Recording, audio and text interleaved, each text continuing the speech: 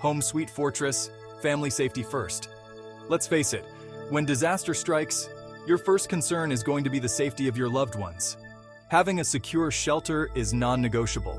It's not just about having a roof over your head, it's about creating a safe haven, a place where your family can feel protected both physically and emotionally. In a crisis, your home needs to transform into a sanctuary. It should be a place where you can regroup, tend to injuries, and plan your next move. This means thinking about security, but also comfort and morale. Remember, a little bit of planning can go a long way in providing peace of mind for you and your family. Start by assessing your home's strengths and weaknesses. Where are the potential entry points? Do you have a safe room or a basement? What about access to water and sanitation? These are all crucial questions to consider when evaluating your home's suitability as a long-term shelter. The answers will help you prioritize your preparedness efforts. You might need to reinforce doors and windows, create a safe room, or stock up on emergency supplies.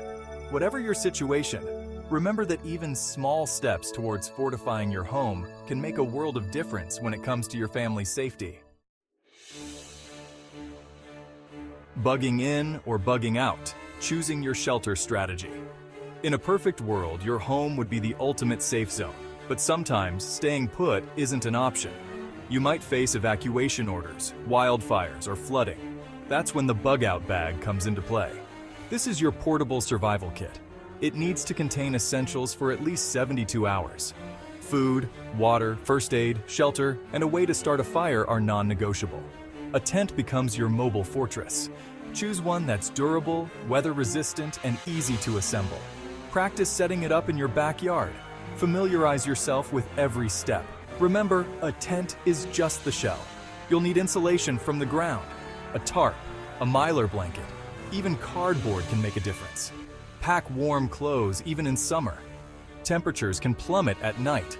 Don't forget insect repellent. Mosquitoes can be more than a nuisance in a survival situation.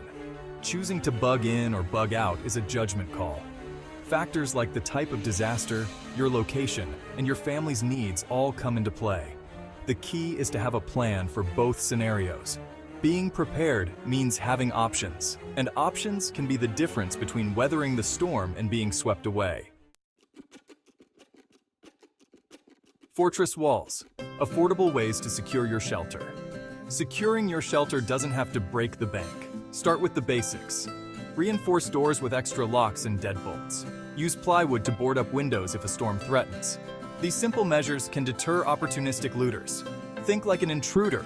What would you target? Electronics, jewelry, food, water. These are all high-value items in a crisis. Consider hiding them in inconspicuous places. A false bottom in a drawer or a hidden compartment behind a bookshelf can be surprisingly effective. Don't overlook the power of simple deterrence. Motion-activated lights, a barking dog, even a recording, or even just the appearance of being home can discourage unwanted visitors. Remember, the goal is to make your home a less appealing target than the one next door. Security is about layers. The more layers you have, the more difficult it is for someone to breach your defenses.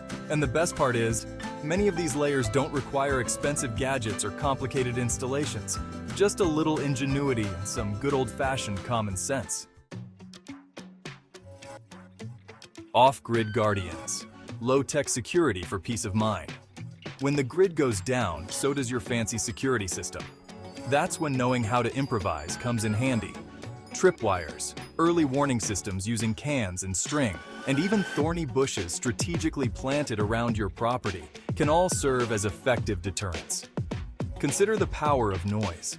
A simple air horn can be deafening in the quiet of the night. A strategically placed wind chime can alert you to movement around your property. Remember, the goal is to be alerted to potential threats early on, giving you precious time to react. Lighting is another crucial aspect of off-grid security. While you don't want to attract unwanted attention, strategically placed lanterns or solar-powered lights can illuminate potential entry points and deter nighttime intruders. Remember, your greatest asset in an off-grid situation is your awareness. Get to know your neighbors, establish a watch system, and be vigilant about any unusual activity in your community. In the absence of modern technology, community vigilance becomes your most powerful line of defense. Section 5. When seconds count. Firearms, family, and the line in the sand. Let's talk about the elephant in the room: firearms. A shotgun is the best tool for home defense. I firmly believe in the right to protect yourself and your loved ones. But owning a gun is a huge responsibility. It's not a magic talisman. It's a tool, and like any tool, it requires training and respect. If you choose to own a firearm, you need to be proficient in its use. Take safety courses. Practice regularly at a range. Understand the legal implications of using deadly force. Your family's safety depends on your skill and judgment. Remember, a gun should always be a last resort. Avoid confrontation whenever possible. De-escalation and avoidance are your best defenses.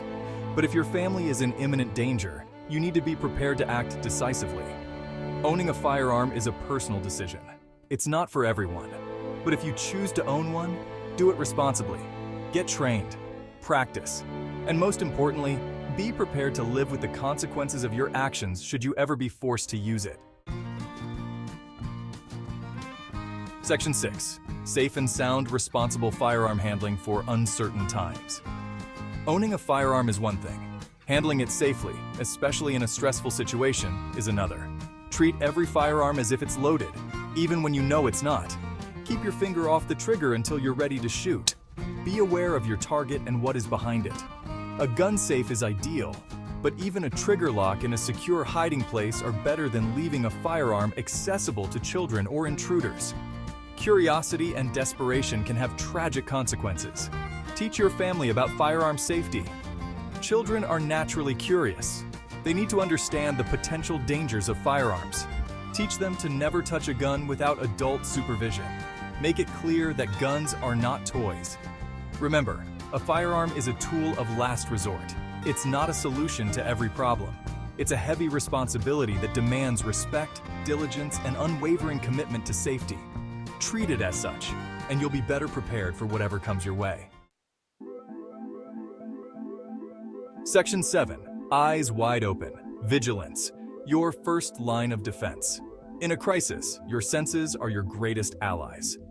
Being aware of your surroundings can be the difference between avoiding danger and walking blindly into it. Trust your gut. If something feels off, it probably is. Pay attention to the news, but don't rely on it solely. Listen to your local radio for updates. Stay connected with your community. Information, especially accurate information, is crucial during an emergency.